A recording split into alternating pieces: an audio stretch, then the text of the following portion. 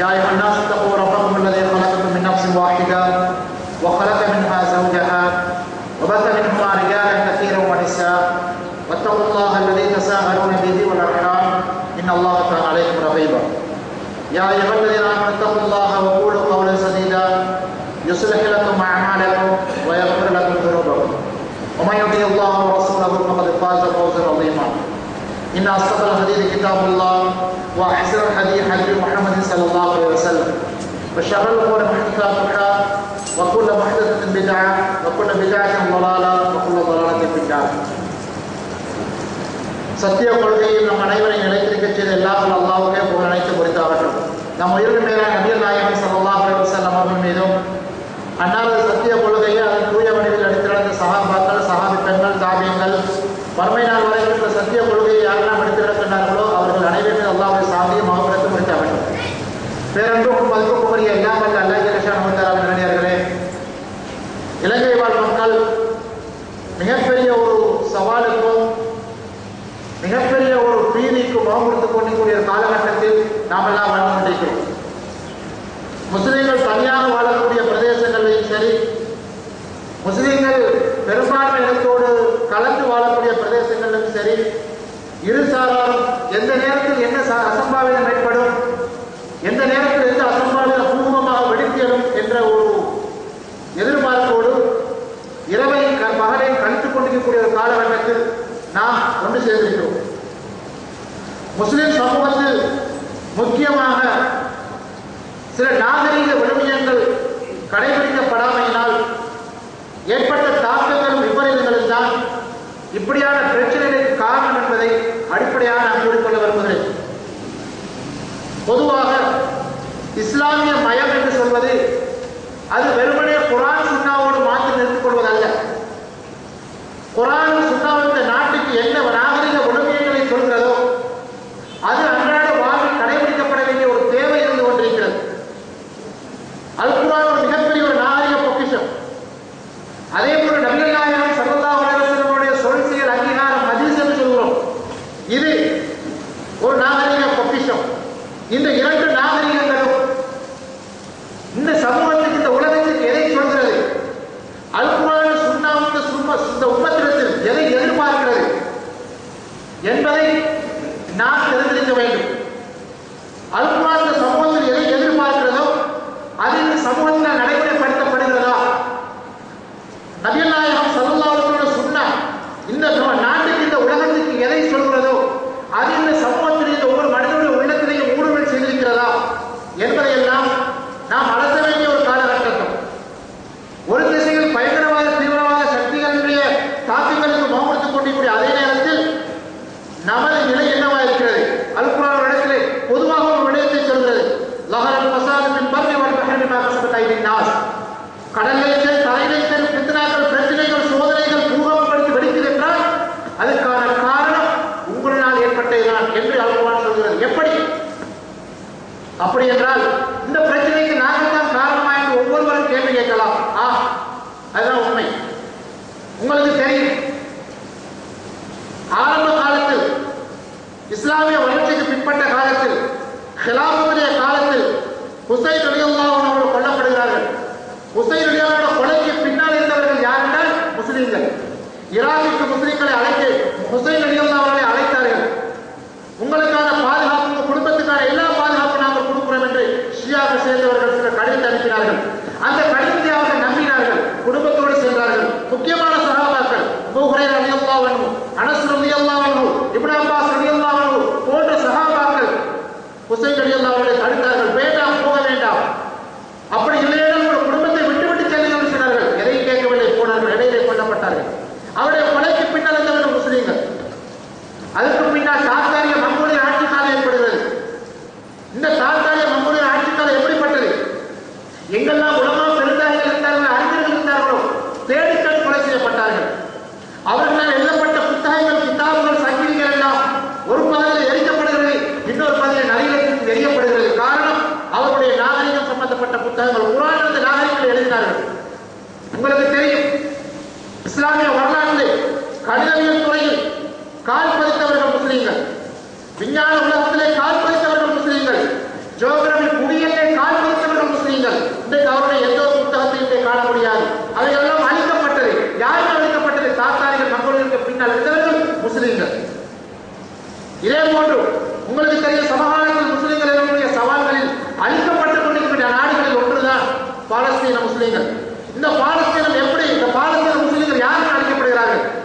ஆரம்ப காலத்தில் யூதர்கள், இந்த யூதர்கள் அவர்களுக்கு உலக வரைபடத்திலேயே ஒரு இடம் இல்லாதவர்களாகத்தான், புள்ளி விபரம் இல்லாதவர்களாகத்தான் அவர்கள் நாடோடிகளாக வாழ்ந்து கொண்டிருந்தார்கள்.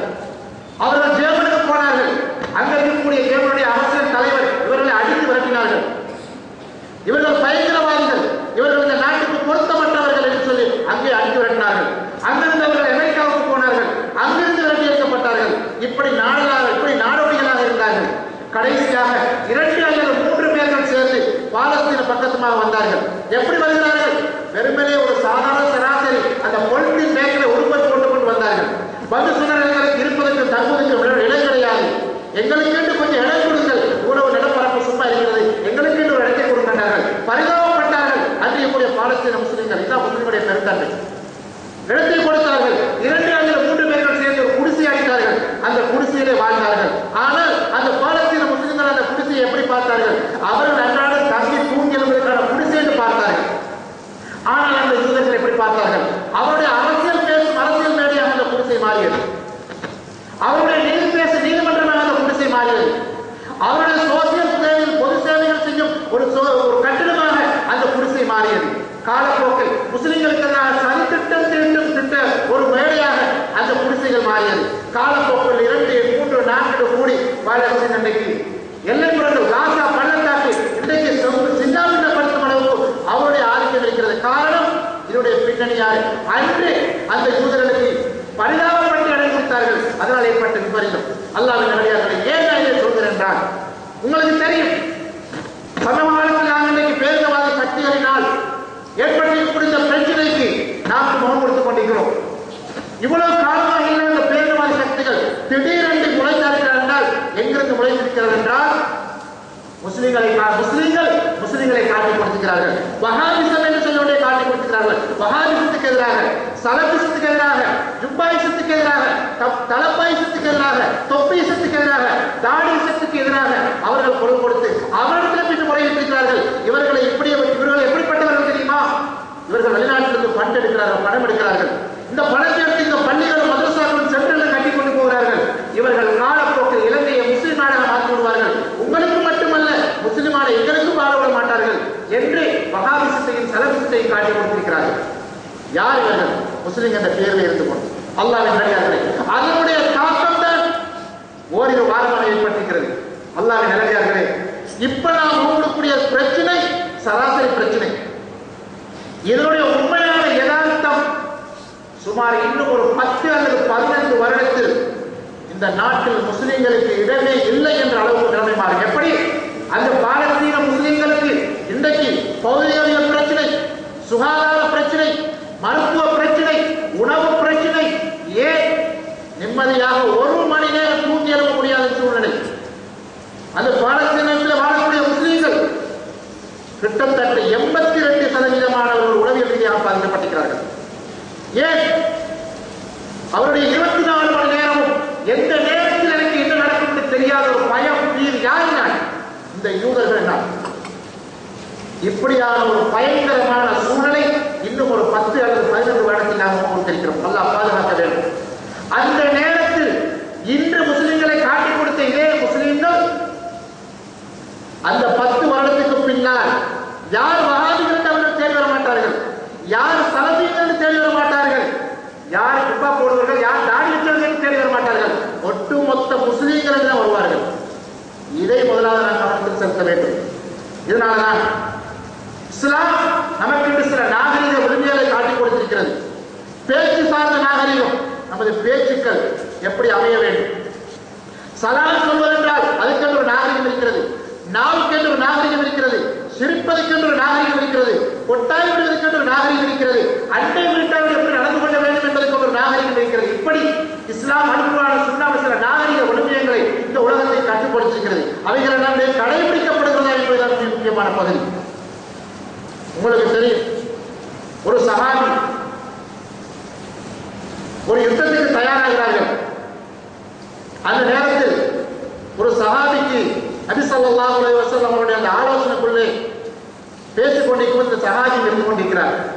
இவர் பார்க்கிறார், இந்த யுத்தம் நடக்குமாக இருந்தால் என்னுடைய குடும்பத்தை சேர்ந்தவர்கள் கொல்லப்படுவார்கள் என்று கருதி நபிகள் நாயகம் உட்பட சஹாபாக்களுக்கு தெரியாமல் ஒரு கடிதத்தை எழுதி ஒரு பெண்ணின் மூலமாக மக்காவுக்கு அனுப்பி வைக்கிறார்கள்.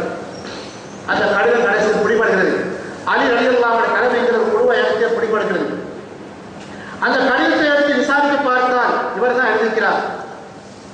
உடனடியாக நபிகள் நாயகம் ஸல்லல்லாஹு அலைஹி வஸல்லம் கேட்கிறார்கள், இப்படி ஒரு வேலையை செய்வதற்கு ஏன் இப்படி ஒரு கீழ்த்தரமான வேலையை செய்தாய் என்று கேட்டு சொன்னார். அல்லாஹ்வுடைய தூதரே, இஸ்லாத்தை கொச்சைப்படுத்த வேண்டும் என்ற நோக்கத்தில் நான் செய்யவில்லை, உங்களை சார்ந்தவர்களை காட்டிக் கொடுக்கும் நோக்கத்தில் நான் செய்யவில்லை. எதற்காக செய்ய தெரியுமா? இந்த யுத்தம் நடக்குமா இருந்தால் அதில் கொல்லப்படக்கூடிய என் குடும்பத்தை சேர்ந்தவர்கள் அதிகமானவர்கள், என் குடும்பத்தை காப்பாற்றுவதற்காக தான் அந்த வேலையை செய்திருந்தார்கள்.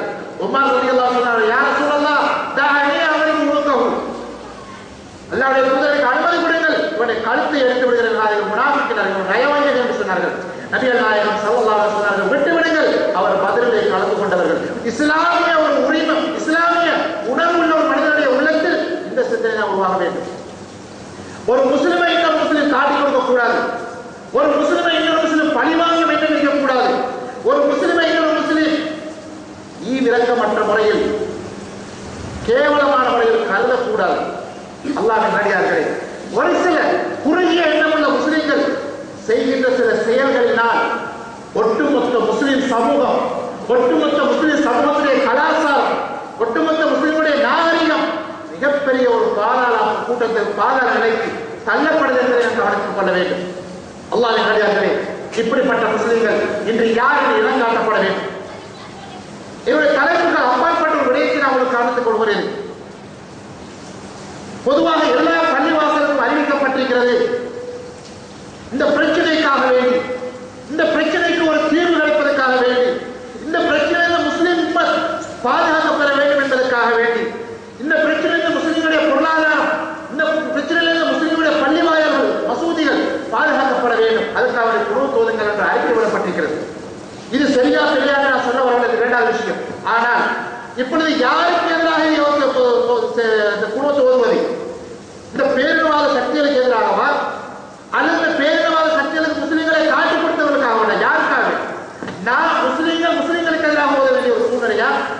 சிந்திச்சு பாருங்க, எவ்வளவு கேவலமான நிலைக்கு முஸ்லிம் சமூகத்தை அல்லாஹ் கேவலப்படுத்துகிறார்.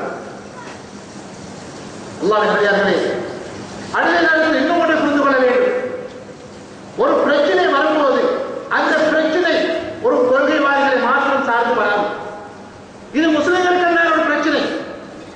இந்த நேரத்தில் நாங்கள் எல்லோரும் முஸ்லிம்களாக அறிவிக்க வேண்டும். ஜமாத்வாதியை பார்க்காமல், கொள்கைவாதியை பார்க்காமல், பிரிவினைவாதம் பேசாமல், முஸ்லிம் சமூகத்துக்கான பிரச்சனையை ஒட்டுமொத்த முஸ்லிம்கள் ஒரே அணியில் என்று இந்த பிரச்சனையை சவால் கொடுக்க வேண்டும், ஒரே அணியில் என்று இதுக்கு முகம் கொடுக்க வேண்டும். அப்படியான ஒரு நிலைக்கு நாம் உருவாக வேண்டும். இப்படித்தான் சஹாபாக்கள் খিলাফத்துடைய காலம் முஸ்லிம்களுக்கு பிரச்சனை ஏற்பட்டது. அலி ரலியல்லாஹு அன்ஹு முஆவியா அவர்களுக்கு பிரச்சனை ஏற்பட்டது. அலி ரலியல்லாஹு அன்ஹு ஆயிஷா அவர்களுக்கு பிரச்சனை ஏற்பட்டது. அந்த பிரச்சனைகள் ஏற்படும் போது அங்கே ஆங்காங்கே இருந்த மேற்கத்திய நாகரிகத்தில் கவரப்பட்டவர்கள் கிறிஸ்தவ உலகம் இதை சந்தர்ப்பமாக பயன்படுத்தி உள்ளே நுழைய பார்த்தார்கள்.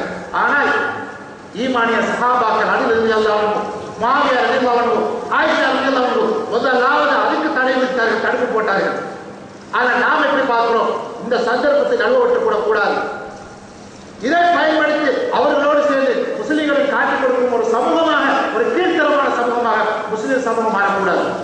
என்றைக்கு முஸ்லிம்கள் என்ற உணர்வு இருக்க வேண்டும். நம்ம நாட்டுக்கு ஒரு பிரச்சனையா, அப்பொழுது நான் முஸ்லிமை காவிரிட்டு வரக்கூடாது. நம்ம நாட்டு மக்கள் என்ற உணர்வு அங்கே இருக்க வேண்டும். சமூக பிரச்சனை வரும்போது ஜமாத் வாரியை பார்க்காதீர்கள், ஒட்டுமொத்தமாக ஒரு அணியளிக்க பாருங்கள். நம்ம நாடு என்று பார்க்கும்போது நாட்டு மக்கள் பாருங்கள், அங்கே பிரிவினை பார்க்காதீர்கள். இதுதான் மனித நேயம் என்பதை கவனித்துக் கொள்ள வேண்டும். எனவே இன்று நாம் வாழக்கூடிய காலகட்டம் மிக பயங்கரமான ஒரு சூழ்நிலை.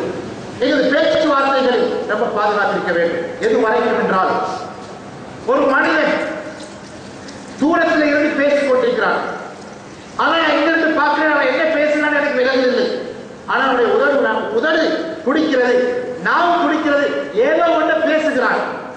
புதிதாக கண்டுபிடிக்கிறார்கள். அவன் என்ன பேசுகிறான் என்பதை அந்த நாவின் அசைவின் மூலமாக, உதட்டின் அசைவின் மூலமாக இவன் கண்டுபிடிக்கிறான், இவன் இதைத்தான் பேசுகிறான்.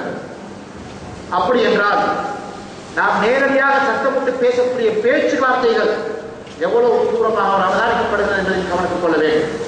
இதனால்தான் அருமறை குர்ஆன் சொல்கிறது, யா அய்யுஹல்லதீன ஆமனு தக்குல்லாஹ், ஈமான் கொண்டவர்களே அல்லாஹ்வை பயந்து கொள்ளுங்கள். வகூலு கௌலன் சதீதா, நேர்மையான பேச்சுக்களை பேசுங்கள். நேர்மையான நியாயமான தேவையான பேச்சுக்களை மட்டும் பேசுங்கள். நேர்மையற்ற அநியாயமான தேவையில்லாத விடயங்களை நீங்கள் பேசாதீர்கள் என்று அல் குர்ஆன் இங்கே சொல்லி 33வது அத்தியாயம் 70வது வசனம் இங்கே பேசுகிறது. வக்குல் நபியே அந்த சமூகத்தை சொல்லுங்கள், லிபாதி அல்லதீன யகூலூன் லிஇபாதிய யகூலூன் அல்லதி ஹி அஹ்சன், என்னுடைய அடியார்களுக்கு நபியே நீங்கள் சொல்லுங்கள், நீங்கள் எம் மனிதர்களுடன் பேசினாலும் நல்லதையே பேசட்டும். காரணம், இன்ன ஷைத்தான யன்ஸியு பைனஹும், ஷைத்தான் அவர்கள் மத்தியில் குழப்பத்தை ஏற்படுத்த போகிறான். இந்த ஷைத்தான காணல் இன்சான் அதுவ முபீனா, ஷைத்தான் இந்த சமூகத்துக்கு மிகப்பெரிய ஒரு வழிகாட்டனாக இருக்கிறார். நாங்கள் 2 பேர் பேசிக் கொண்டிருப்போம். நான் சில கருத்துக்களை அவரிடத்தில் சொல்லுவேன், அவர் சில கருத்துக்களை என்னிடத்திலே சொல்லுவார். இப்பொழுது அவர் என்ன செய்ய போகிறார், நான் என்ன கருத்துக்களை சொன்னேனோ அதை 3ஆம் தரப்பில் அவர் சொல்லுவார். அவர் என்ன கருத்தை என்னிடத்தில் சொன்னானோ இதை நான் என்னிடத்தில் சொல்லுவேன். இப்பொழுது என்ன நடக்கும், அங்கிருந்து பிரச்சனை உருவாகும். நாங்கள் 2 பேரும் நல்ல சுத்தமாக இருப்போம், ஆனால் இந்த 3ஆம் தரப்பு கடையில் அங்கே பிரச்சனை உருவாகும். அதற்கு அவர் அந்த கருத்தை சொல்லுவார். அவருக்கு அரசியல் தெரியுமா, அவருக்கு இஸ்லாமிய அரசியல் தெரியுமா, அவருக்கு இன்றைய சமூக கால பிரச்சனைகள் அவருக்கு தெரியுமா என்று இவர் ஒரு கருத்தை சொல்வார். அவர் என்ன சொல்வார், உங்களை அவர் படிச்சவர், அவர் உங்களோட அவருக்கு தெரியும், அவங்க பேசுற நல்லதான் பேசுவாங்க, இப்படி சொல்வாங்க. இப்பொழுது அங்கே பிரச்சனை வரும். இந்த ஷைத்தான காலத்தில் அதுவும் அப்படின்னா உங்களுக்குள்ள ஷைத்தான் சில கருத்து முரண்பாடுகளை உருவாக்கலாம். எனவே பேசக்கூடிய வார்த்தைகள், பேச்சு வார்த்தைகள் இதில் நாம் கவனம் செலுத்த வேண்டும். இது எப்படி, இதுல ஒரு தாக்கம் இருக்கிறது. சில பேர் பஸ்ல போவார்கள், பிரயாணம் செய்யும் போது கால் வரும், பின் சீட்ல இருந்து கொண்டு கால் பேசுவார்கள். முன்னுக்குள்ள டிரைவர் திரும்பி பார்ப்பான், பின்னுக்கு யாரும் அடிச்சு கொண்டாங்க போல இருக்கு, அவ்வளவு சத்தமாக பேசுவார்கள். அதே போன்று 2 பேர் சேர்ந்திருப்பார்கள் ஒரே சீட்டில், 2 பேர் பேசுகிற பேச்சு முழு மக்களுடைய கவனத்தையும் திசை திருப்பும் அளவுக்கு அவங்க சத்தமாக பேசுவார்கள். அந்த பஸ்ல சில நேரம் சில பேர் தூங்கிக் கொண்டிருப்பார்கள், ஓய்வெடுத்துக் கொண்டிருப்பார்கள். சில நேரம் அவருடைய சொந்த விடயம் சம்பந்தமாக ஆலோசித்துக் கொண்டு சிந்தித்துக் கொண்டிருப்பார்கள். இவர்கள் அனைவருடைய சிந்தனையும் திசை திருப்பும் அளவுக்கு, இன்னும் சொல்ல போனால் அவர்களுக்கு அனுமதிப்பை ஏற்படுத்தும் விதமாக இவருடைய பேச்சுவார்த்தை. இன்னும் சில பேர் இருக்கிறார்கள், முன் சீட்டில் ஒரு முஸ்லீம் இருப்பார், பின் சீட்டில் ஒரு முஸ்லீம் இருப்பார். இவர் திரும்பி இங்க பேசுறது, அவர் சீட்டுக்குள்ள கையை போட்டு அங்க பேசுறது. இதனால் 2 பேருக்கு பக்கத்தில் இருப்பவருக்கும் அங்க அது ஒரு இடையூறா மாறும். இந்த காலகட்டம் இதுக்கு உச்சிதமாக சிந்திப்பார் அல்லாஹ் நேரடியாக. எனவே ரொம்ப மோசமாக பேச்சு சம்பந்தப்பட்ட விடயம். போன் பேசுவதென்றால் அதுக்கு ஒரு நாகரிகம் இருக்கிறது. பக்கத்தில் இருப்பவர்களுக்கு எந்த இடையூறும் இல்லாமல் பேசுது. அடுத்து அல்குர்ஆன் சொல்கிறது, வைதா சமியுல்லாஹ் வஅரது அன்ஹு, வீணானவற்றை அவர்கள் பேசுவதை கேட்டால் புறக்கணித்து விடுவார்கள். வகாலு லனா அமாலுனா வலக்கும் அமாலுக்கும், உங்களுக்கு உங்களுடைய வேலை, எங்களுக்கு எங்கட வேலை, ஒதுங்கி விடுங்கள். இதுதான் அந்த இடத்துக்கான சமரசம். அவர் ஒன்று சொல்றார், நான் ஒன்று சொல்கிறேன், நான் மட்டும் சரைத்தவனா, நீ மட்டும் சரைத்தவனா, 2 போட்டி போட்டு பேச ஆரம்பித்து சொன்னால் அங்கே பிரச்சனை உருவாகும். லா நபுத்தகில் சலாம் அலைக்கும் லா நபுத்தகில் ஜாஹிலீன், உங்கள் மீது அல்லாஹ்வுடைய சாந்தி உண்டாகட்டும். இந்த மாதிரி ஜாஹிலின் பேச்சுகளை கேட்க தவறுகளை ஒதுங்கி போய்விடுங்கள். இதுதான் இன்று நாம் செய்ய வேண்டிய மிக முக்கியமான பகுதி, கடைபிடிக்க வேண்டிய முக்கியமான பணி என்பதை நான் கவனித்துக் கொள்ள வேண்டும். அல்குர்ஆன் சொல்கிறது, கலிமு தய்யிப், தூய சொற்கள் அவரிடம் அவர் அல்லாஹ் பக்கம் மேலோடு செல்கிறது. வல் அமலு ஸாலிஹ் யர்ஃபஉ அல்லதீன யம்குரூன ஸய்யிஆத், நல்லறம் அதை உயர்த்துகிறது. ஒரு மனிதன் பேசக்கூடிய பேச்சு அல்லாஹ் பக்கம் உயர்ந்து செல்கிறது. அவர் செய்யக்கூடிய அறங்கள் அல்லாஹ் பக்கம் உயர்த்தப்படுகிறது என்று அல்குர்ஆன் சொல்கிறது. நீங்கள் பேசக்கூடிய பேச்சு நல்லதாக இருக்க வேண்டும். அப்படி இல்லை என்றால் இதைத்தான் நபிகள் நாயகம் ஸல்லல்லாஹு அலைஹி வஸல்லம் சொன்னார்கள், பேசினால் நல்லதை பேசுங்கள், இல்ல வாய்மொழி மௌனமாக இருங்கள், அது உங்களுக்கு சாதகமானது, உங்களுக்கு ஈடற்றமானது என்று சொல்லி நபி ஸல்லல்லாஹு அலைஹி வஸல்லம் அவர்களுக்கு சொல்லி காண்பிக்கிறார்கள். எனவே தூய்மையான சொற்கள், நாகரிகமான சொற்கள், நாகரிகமான வார்த்தைகள் பேசப்பட வேண்டும். பிறகு மனம் புண்படும் விதத்தில் அநாகரிகமான முறையில் நாம் நமது பேச்சுவார்த்தைகளை அமைத்து விடக்கூடாது. பிறரை அவமானப்படுத்தும் விதமாக, பிறரை உளவியல் ரீதியாக பாதிக்கப்படும் முக்கியமாக உள்ளம் நோவும் விதமாக யாருடையும் பேசாதீர்கள். அது நமது இனத்தைச் சேர்ந்தவர்களாக இருக்கலாம், அல்லது நமது பிற சகோதர மதத்தைச் சேர்ந்தவர்களாக இருக்கலாம். எமது பேச்சுவார்த்தைகளில் மிக கவனமாக இருந்து கொள்ள வேண்டும். லுக்மான் அலைஹிஸ்ஸலாம் அவர்கள் தன்னுடைய மகனை பார்த்து சொன்னார்கள், உன்னுடைய நடையில் நடுநிலையை கடைபிடிப்பாயாக, உன்னுடைய சப்தத்தை தாழ்த்தி பேசுவாயாக. காரணம், சத்தத்திலே கெட்ட சப்தம் கழுதையுடைய சப்தம் என்றார்கள். இதில் நாம் என்ன புரிகிறோம்? சத்தத்தை உயர்த்தி பேசுபவர்கள் கழுதையுடைய சப்தத்துக்கு ஒப்பிடப்படுகிறார்கள். எனவே கழுதைக்கு மனிதனுக்குள்ள வித்தியாசம், கழுதை சத்தமாக இருக்கும், மனிதன் அமைதியாக பேசுவான். இதை நாம் கடைபிடிக்க வேண்டும். பொது இடமா இருக்கலாம், மக்கள் கூடக்கூடிய இடமா இருக்கலாம், நமது வியாபார ஸ்தலங்களா இருக்கலாம், எந்த இடத்தில் இருந்தாலும் சத்தத்தை தாழ்த்தி பேசுங்கள். எதுவரைக்கும் உங்கள் மனைவிடத்தில் நீங்க சத்தமாக பேசி பாருங்கள். அவர் வெளியிலே உங்களோட எதையும் காட்டிக்கொள்ள பேசாவிட்டாலும் உளவியல் ரீதியாக அவருடைய மனசு புண்படும். உங்க பிள்ளைகள் பற்றியிலே சத்தமா பேசி பாருங்கள். அந்த பிள்ளைகள் உள்ளத்திலே பேசிக்கொள்வார், தனியாக பேசிக்கொள்வார்கள். இப்ப பார்த்தாலும் சும்மா கத்திக்கிறார், இப்படிதான் பேசுவார்கள். ஏன்? உங்கள் பிள்ளைகளுக்கே பிடிக்காத அந்த வார்த்தை பிரயோகம், உங்கள் மனைவிக்கு பிடிக்காத அந்த வார்த்தை பிரயோகம், உங்கள் சகோதர சகோதரிக்கு பிடிக்காத அந்த வார்த்தை பிரயோகம் மாற்று சகோதரர்களுக்கு பிடிக்கும் என்பதை என்ன யதார்த்தம் இருக்கிறது? சிந்திச்சு பாருங்கள். எனவே அல்லாஹ்வின் நல்லடியார்களே, நபிகள் நாயகம் ஸல்லல்லாஹு அலைஹி வஸல்லம் சொன்னார்கள், அது கலிமத்து தய்யிபா ஸதகா என்றார்கள். ஒரு அழகான முறையில் நீங்கள் பேசுகிறீர்கள், இது கூட நீங்கள் அடுத்தவர்கள் செய்ய தர்மம் என்றார்கள். வகுல்லு குதுவத்தின் இலா யக்துஹா இலா ஸலாத்தி ஸதகா, தொழுகைக்காக நீங்கள் பள்ளிக்கு ஒரு 8 எடுத்து வைத்து வருகிறீர்கள், ஒவ்வொரு 8 சதகா தர்மம் என்றார்கள். வயுமைத்தில் அல்லாஹ் தரிக்கு ஸதகா, பாதையில் இருக்கக்கூடிய கல் உள்பட்ட மனிதனுக்கு நோய் தரக்கூடிய பொருட்களை அகற்றுவது இருக்கிறது, இது கூட தர்மம் என்று சொன்னார்கள். பள்ளிக்கு வருவது நன்மையான காரியம், மனிதனுக்கு நோயை ஏற்படுத்தக்கூடிய கல் உள்பட்ட பொருட்களை அப்புறப்படுத்துவது தர்மம், நன்மையான காரியம். இதே போன்றுதான் அழகான முறையில் பேசுவது இருக்கிறது, இதுவும் தர்மம் என்று சொன்னார்கள்.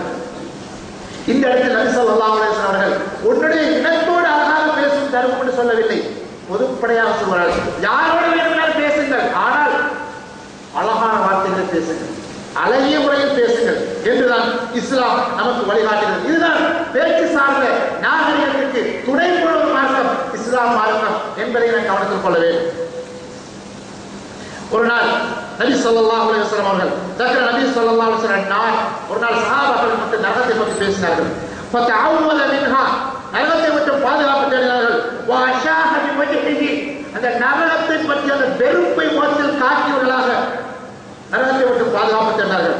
சும்ம நகரனால் மீண்டும் நரகத்தை பற்றி பேசினார்கள். ஃபதஅவுத மின்ஹா வஅஷாஹ பிவஜ்ஹிஹி, முகத்தில் ஒரு வகையான வெறுப்பு உணர்ச்சியை காட்டியவர்களாக நரகத்தை விட்டு பாதுகாப்பு தேடினார்கள்.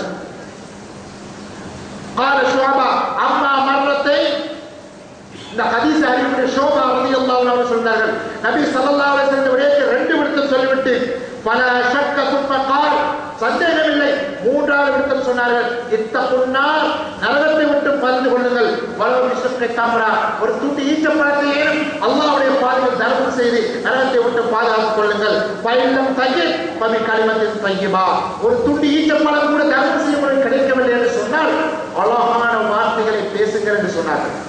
அல்லாஹ்வின் இது சஹீஹ் புகாரில் வரக்கூடிய ஒரு வார்த்தை ஹதீஸ். எனவே அழகிய முறையில் பேச கற்றுக்கொள்ள வேண்டும், நாகரிகம் நிறைந்த வார்த்தை பிரயோகம் அளிக்க வேண்டும். இதனால தான் நபிகள் நாயகம் ஸல்லல்லாஹு அலைஹி வஸல்லம் எல்லாருக்கும் தெரியும் ஒரு செய்தியை சொன்னார்கள்.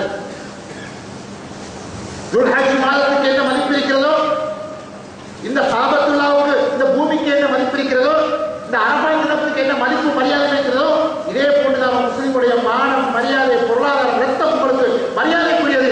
அது அவமானப்படுத்தப்படக்கூடாது, அது கேவலப்படுத்தப்படக்கூடாது, அது சூறையாடப்படக்கூடாது என்று நபிகள் நாயகம் ஸல்லல்லாஹு அலைஹி வஸல்லம் கடைசி ஹஜ்ஜத்துல் வதால வச்சு முழு முஸ்லிம் சமூகத்துக்கு, முழு உலகத்துக்கும் சொல்லிவிட்டு சென்றார்கள். ஏன் இது நமது உள்ளங்களில் ஆதிக்கம் செலுத்தவில்லை என்பதுதான் இன்றைய ஒரு கேள்வியாக இருந்து கொண்டிருக்கிறது. நபிகள் நாயகம் ஸல்லல்லாஹு அலைஹி வஸல்லம் அவர்கள் சொன்னார்கள், அல் ஹயா வல் ஈயு ஷுபதான் மினல் ஈமான். வெட்கமும் குறைவான பேச்சும் ஈமானின் ஒரு அம்சமாகும். வல் பிதா வல் பியான் ஷுபதான் மினல் நிஃபாக். அதிகமாக பேசுபவர்களும் கெட்ட வார்த்தைகளும் நிஃபாக் தனத்திற்கு உள்ளது என்று நபிகள் நாயகம் ஸல்லல்லாஹு அலைஹி வஸல்லம் சொன்னார்கள். அதிகமாக பேசுவதும் கெட்ட வார்த்தை பிரயோகங்களும் நிஃபாக் தனத்து நயவஞ்சகத்தனத்தினுடையவர்களுடைய பண்பு என்பதாக நபிகள் நாயகம் ஸல்லல்லாஹு அலைஹி வஸல்லம் சொன்னார்கள். இது சுனன் திருமதியிலே வருகிறது. ஷேக் நாஸிருத்தீன் அல்பானி ரஹிமஹுல்லாஹ் அவர்கள் இந்த ஹதீஸை சஹீஹ் என்று சொல்கிறார்கள்.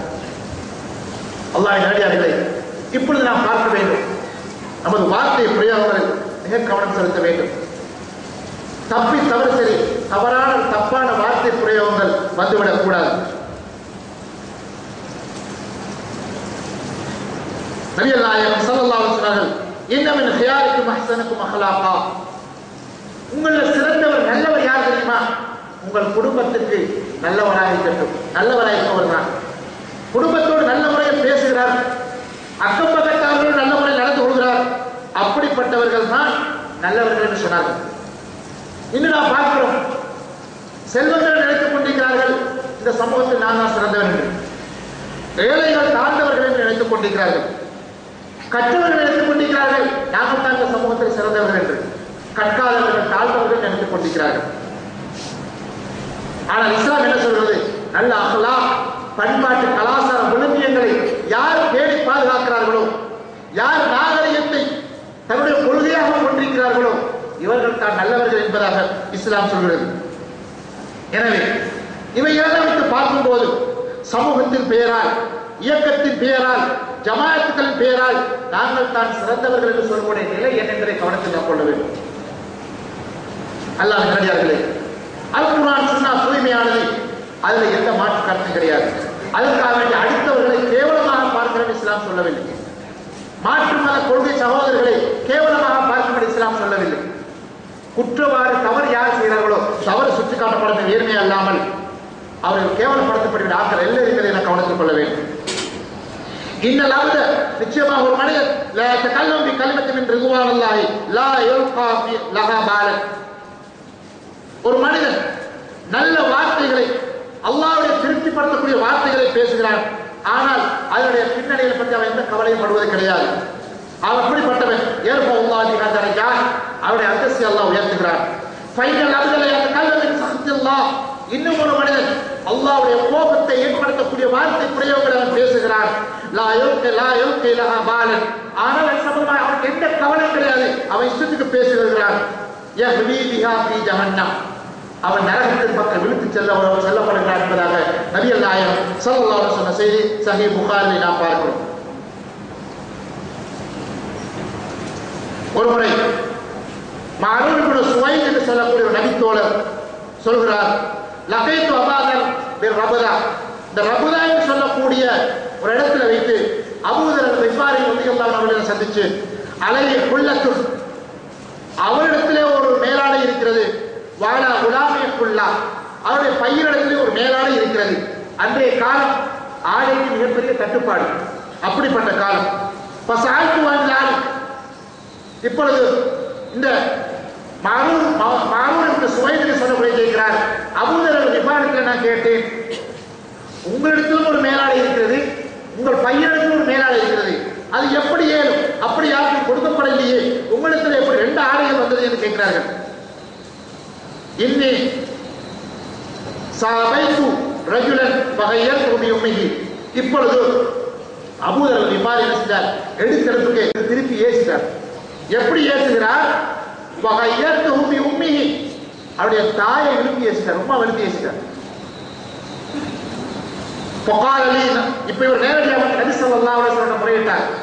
முறையிட்ட உடனே பொகாலி நபி ஸல்லல்லாஹு அலைஹி வஸல்லம் யா அபூதர், அபூதரை வாருங்கள், அகையர்தஹு பி உம்மிஹி, நீங்க ஒரு உம்மா எடுத்து ஏசிக்கலான்னு கேட்கிறார்கள்.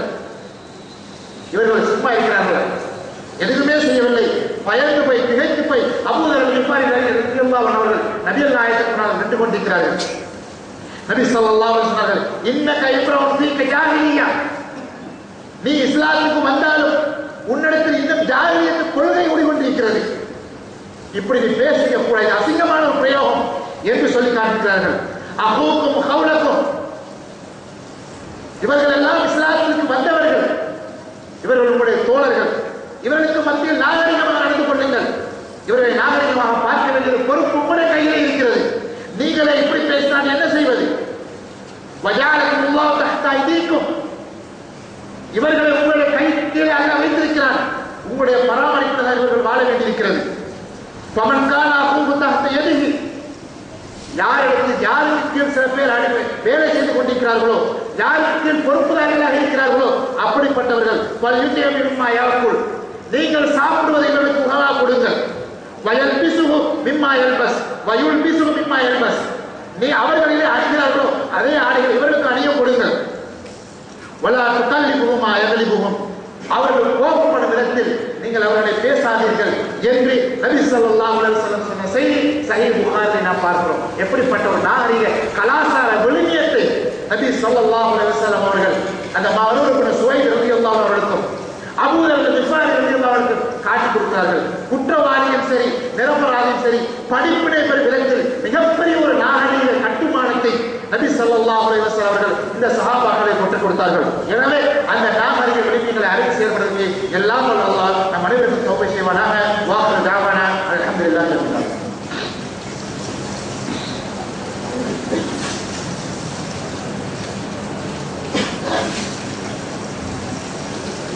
அல்ஹம்துலில்லாஹ் அஸ்ஸலாத்து வஸ்ஸலாம் அலா ரசூலில்லாஹ் முஹம்மது அப்துல்லாஹ் அம்மா பாத். எல்லாம் வல்ல அல்லாஹ் ஜல்ல ஷானஹு வ தஆலாவின் நல்லடியார்களே, நாகரிக விழுமியம் என்ற பாடத்தில் நபிகள் நாயகம் ஸல்லல்லாஹு அலைஹி வஸல்லம் அவர்கள் இன்னும் ஒரு முக்கியமான பகுதியை கற்றுக் கொடுத்தார்கள். அன்றாட நம்மிடத்திலே தெரிந்த விடயங்கள், கடைபிடிக்கக்கூடிய விடயங்கள், அதில் சில முக்கியமான விடயங்கள் நமது கவனத்தை கொண்டு வர வேண்டும் என்பதற்காக இந்த விடயத்தை நான் உங்களுக்கு சொல்கிறேன். அதுதான் சலாம் சொல்லும் பழக்கம். உலகத்தில் எத்தனையோ மதங்கள், கொள்கை, கோட்பாடுகள், மொழிகள், நிறங்கள் இருந்தாலும் இஸ்லாம் சொல்லக்கூடிய நாகரிகம் இருக்கிறதே, அது இந்த உலகத்துக்கும் சரி மறு உலகத்துக்கும் சரி அது பயன்பெறக்கூடியதாகத்தான் இருக்கும். இஸ்லாத்தை பொறுத்த மட்டும் குர்ஆன் ஒரு செய்தியை சொல்கின்றது. யா அய்யுஹல்லதீன ஆமனூ லா ததுகுலூ புயூத்தன் கைர புயூத்திக்கும் ஹத்தா தஸ்தஅனிஸூ வ துஸல்லிமூ அலா அஹ்லிஹா, உங்களுடைய வீடாக இருந்தாலும் சரி பிறருடைய வீடாக இருந்தாலும் சரி சலாம் சொல்லி அனுமதி பெறாத வரையில் வீட்டுக்குள் நுழையாதீர்கள் என்று அல் குர்ஆன் சொல்கிறது. 24வது அத்தியாயம் 27வது வசனம். லா ததுகுலூ, நுழையக்கூடாது. எதுவரைக்கும்? சலாம் சொல்லும் வரைக்கும் என்று சொல்லவில்லை. சலாம் சொல்வதோடு சேர்த்து அனுமதி கேட்க வேண்டும். நம்மிடத்துல சலாம் சொல்ற பழக்கம் இருக்கிறது வீட்டுக்குள் போகும்போது, ஆனால் அனுமதி கேட்கிற பழக்கம் கிடையாது. அஸ்ஸலாமு அலைக்கும் அல்லது வரஹ்மத்துல்லாஹி வ பரகாத்துஹு சொன்னால் பதில் வெளியே வரும். உள்ளுக்கு வரவா? அனுமதி கேளு. ஏன் நபி ஸல்லல்லாஹு அலைஹி வஸல்லம் அல் குர்ஆன் இப்படி ஒரு சட்டத்தை வைத்தது, இப்படி ஒரு நாகரிகத்தை ஏன் இஸ்லாம் சொல்கிறது என்பதை நான் கவனிக்க வேண்டும். காரணம், உங்களுடைய வீட்டுக்கு போகிறீர்கள், உங்களுடைய தாய் வீடா இருக்கலாம், உங்களுடைய சகோதரி வீடா இருக்கலாம், அல்லது உங்களுடைய அண்ணன் தம்பியுடைய மனைவி வீடா இருக்கலாம், யார் வீடாக இருக்கலாம், பிறருடைய வீடா இருக்கலாம். சலாம் சொன்னவுடன் பதில் வந்து உள்ளே விளைந்து விட்டீர்கள். அங்கே இருக்கக்கூடிய பெண்கள் அரைமுறை ஆடைகளோடு இருப்பார்கள், குளியல் அறையிலே இருப்பார்கள். அவர்களுடைய வீடு என்பதை அவர்களுக்கு நினைத்து அவரை வேண்டிய மாதிரி அவர்கள் இருப்பார்கள். இவர்கள் திடீரென்று உள்ளுக்கு போய் நுழைந்து விட்டு சோபாவில் உட்கார்ந்து சொன்னால் அவர்கள் வெளியே வந்து பார்த்தால் இங்கே வீட்டிலே ஆள் இருக்கிறது. எவ்வளவு அவமானமா போயிடும், எவ்வளவு அசிங்கமா போகும், எவ்வளவு கேவலமா போயிடும். அந்த கண்ட காட்சி எப்படி மறைக்க முடியும்? இதனால் தான் இஸ்லாம் சொல்றது, சலாம் சொன்னால் மட்டும் போதாது, அனுமதி கேளுங்கள். இது இஸ்லாம் சொன்ன நாகரிகம். உலகத்தில் எந்த ஒரு மதமாக இருக்கட்டும், பைபிளா இருக்கட்டும், சமஸ்கிருதமா இருக்கட்டும், எந்த ஒரு மதமா இருக்கட்டும், எந்த ஒரு மத போத சார்ந்த புத்தகமா இருக்கட்டும், எதுவுமே சொல்லாத ஒரு உயர்ந்த ஒரு நாகரிகத்தை இஸ்லாம் இந்த உலகத்துக்கு சொல்லியிருக்கிறது. அந்த நாகரிகத்துக்கு சொந்தக்காரர்கள் முஸ்லிம்கள். ஆனால் அது ஏன் கடைபிடிக்கப்படுவதில்லை என்பதுதான் இன்றைக்கு மிக முக்கியமான பிரச்சனை. அதே நேரத்தில் எல்லோருக்கும் சலாம் சொல்ல தெரியும், முஸ்லிம்களுக்கு மட்டுமல்ல. இன்றைக்கு வெளிநாட்டு வேலை பார்த்து போய் வரக்கூடிய நமது மாற்று மத சகோதரர்கள் அவர்களும் இன்றைக்கு சலாம் சொல்வார்கள். அஸ்ஸலாமு அலைக்கும் வரஹ்மத்துல்லாஹி வபரகாத்துஹு முழுமையாக சொல்வார்கள். வீட்டுக்கு வந்தார்கள், சலாம் சொன்னார்கள், வீட்டுக்கு நுழைந்து விட்டார்கள்.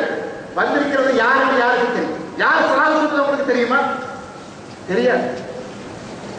எனவேதான் அனுமதி கேளுங்கள் என்று இஸ்லாமிய சொல்கிறது. எனவே இது மிக முக்கியமான ஒரு பகுதி. அடுத்ததாக இன்னும் ஒரு பகுதி இருக்கிறது. இதா சல்லம தலாகன் வயா தக்கலம்பி கலிமத்தின் ஆஜா தலாகா. நபி ஸல்லல்லாஹு அலைஹி வஸல்லம் அவர்கள் இடத்துக்கு சென்றால் முதலாவது விடத்தில் சலாம் சொல்வார்கள், பதில் வரலையா? இரண்டாவது விடத்தில், மூன்றாவது விடத்தில் சொல்வார்கள், மூன்றாவது விடத்திலும் பதில் வரவில்லையா? உடனடியாக திரும்பி விடுவார்கள். இது இஸ்லாம் சொன்ன அடுத்த முறை நாகரிகம்.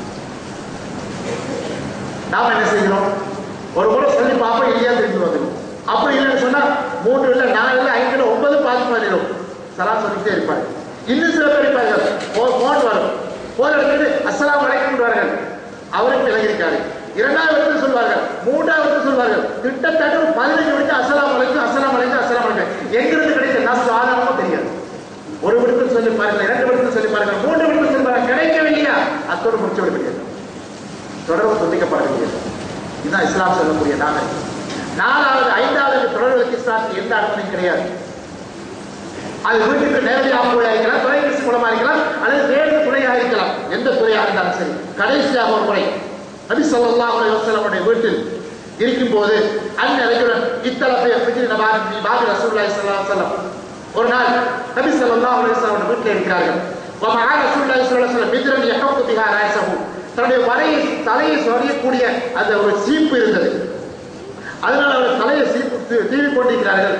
அவருடைய வீடு ஈச்சம் கொப்பினால் நெய்யப்பட்டிருக்கிறது. அந்த கொப்பின், அந்த ஈச்சம் கொப்பின் இடையால ஒரு மனிதர் அப்படியே எட்டி பார்க்கிறார்கள் நபிகள் நாயகத்தை. நபி ஸல்லல்லாஹு அலைஹி வஸல்லம் சொன்னார், படமாரா ரசூலுல்லாஹி ஸல்லல்லாஹு அலைஹி வஸல்லம். இது நபி ஸல்லல்லாஹு அலைஹி வஸல்லம் கண்டவுடனே சொன்னார்கள், கால லவ் அஅலமு அன்னக தன்தலிருனி, நீ என்னை தான் எட்டி பார்த்து கொண்டிருக்கிறாய் என்பதை நான் ஏற்கனவே தெரிந்திருந்தால் லதஅல்து பிஹி ஃபி ஐனை, இந்த கையில் இருக்கிற சீப்பினோட கண்ணில் குத்திருப்பேன். இது சஹீஹ் புகாரி 6901 ஹதீஸில் நாம் பார்க்கிறோம். இன்னமா ஜுஅல இத்ர மின் கிப்லல் பஸர், சலாம் சொல்லுதல் அனுமதி கேட்கல் என்ற ஒரு கலாச்சாரம் இந்த உலகத்துக்கு ஏன் ஏன் பிரகடனப்படுத்தப்பட்டது என்றால் கண்ணின் பார்வையினால். இந்த பார்வையின் மோசமான பார்வையை காரணமாகத்தான். ஐ பிஸபபி நظر الى بيوت لعل يطلع على اولاد اهلها, வீட்டுக்குள் இருப்பவருடைய அரைக்குறைகளை நீங்கள் கண்டுவிடக் கூடாது என்பதற்குத்தான் சலாம் சொல்லி அனுமதி கேளுங்கள் என்ற ஒரு நாகரிகம் இந்த உலகத்துக்கு சொல்லப்பட்டது என்று இந்த ஹதீஸுக்கு விளக்கம் சொல்கிறார்கள். இப்பொழுது நாம் பார்க்கலாம், சலாம் வீட்டுக்கு போவார்கள், சலாம் சொல்வார்கள். ஆனால் அந்த ஜன்னல் வழியாக, கதவு வழியாக, அல்லது கிரில் வழியாக, கதவு நிலைக்கு இடையால இப்படியான முறையில் எட்டி பார்க்கிற ஒரு பழக்கம் இருக்கிறது. சலாம் சொல்வார்கள், இதன் ஊடாகத்தான் சொல்வார், இந்த பார்த்துட்டு தான் சலாம் சொல்றேன். இஸ்லாம் எந்த வகையில் அனுமதிச்சிருக்கிறது? இன்னும் ஒரு பாதியை சொன்னார்கள், வாகனத்தில் செல்பவர்கள் நடந்து போவதற்கு சலாம் சொல்லுங்கள். இது பயன்படுத்தப்படுகிறதா? இன்னைக்கு பிரயோகிக்கப்படுகிறதா? இன்னும் ஒரு பகுதி இருக்கிறது. அதாவது சில பேரிடத்தில் இருக்கிறது, போன் எடுப்பார்கள். உங்களில் ஒருவர் போன் எடுத்தால் நான் ஹலோ என்று சொல்வேன். நீங்க என்ன சொல்லுங்க திருப்பி, என்ன ஹலோ நீங்க அஸ்ஸலாமு அலைக்கும் சொல்ல வேணாமா? இந்த கூட உங்களுக்கு தெரியாதா? ஒரு வீட்டுக்கு வாரவர் சலாம் சொல்றதா, வீட்டுக்குள் உள்ளவர் வீட்டுக்குள் வெளியிலிருந்து வாரவருக்கு சலாம் சொல்றது? யார் சலாம் சொல்றது? யார் வீட்டுக்குள்ளவர் தொடர்படுத்துகிறார்களோ, யார் வருகிறார்களோ அவர்கள் தான் சலாம் சொல்லிட்டு உள்ளே வர வேண்டும். தொலைபேசியில் தொடர்படுத்தினவர்கள் சலாம் சொல்ல வேண்டுமே அல்லாமல் இவர் சொல்ல விட கட்டாயம் கிடையாது. சொல்வது தப்பு கிடையாது, கட்டாயம் கிடையாது. நீங்க எனக்கு போன் எடுத்தால் நீங்கள் தான் எனக்கு முதலாவது சலாம் சொல்ல வேண்டும். நீங்க திரும்பி எனக்கு சொன்னீங்க, என்ன சலாம் சொல்லாம அழ சொல்றீங்க? நானா போன் எடுத்த பொழுது வீட்டுக்குள் உள்ளவரை வெளியில சலாம் சொல்றது? எனவே இப்படியான நாகரிகங்களை முதலாம் நாம் தெரிந்து கொள்ள வேண்டும். நாகரிக ஒழுக்கவியலை தெரிந்து கொள்ள வேண்டும். நமது முஸ்லிம் சமூகத்தில் கலாச்சார உரிமையை உருவாக்க வேண்டும். இது கலாச்சாரங்கள் கட்டி காக்கப்பட வேண்டும். அடுத்தவர்களை பழிவாங்கலுக்கான இஸ்லாமிய கலாச்சாரம் பயன்படுத்தப்படக்கூடாது. பழிவாங்க நோக்கத்தில் இழிவுபடுத்தப்படக்கூடாது, முஸ்லிம் சமூகம் பழிக்காடாக்கப்படக்கூடாது, முஸ்லிமுடைய பொருளாதாரம் இழிவுபடுத்தப்படக்கூடாது, முஸ்லிமுடைய இரத்த மடியாமல் ஓட்டப்படக்கூடாது. நாங்கள் வாழ்கின்ற நாடு சுடுகாடாக்கப்படக்கூடாது. இவைகளுக்கெல்லாம் இஸ்லாம் என்ன வழி சொல்கிறதோ அதன் அடிப்படையில் வாழ்வதற்கு எல்லாம் வல்ல அல்லாஹ் நம் அனைவருக்கும் தௌபீக் செய்வானாக. வாக்குறுதி தாவான அல்ஹம்துலில்லாஹி ரப்பில் ஆலமீன். அகீமுஸ் ஸலாம்.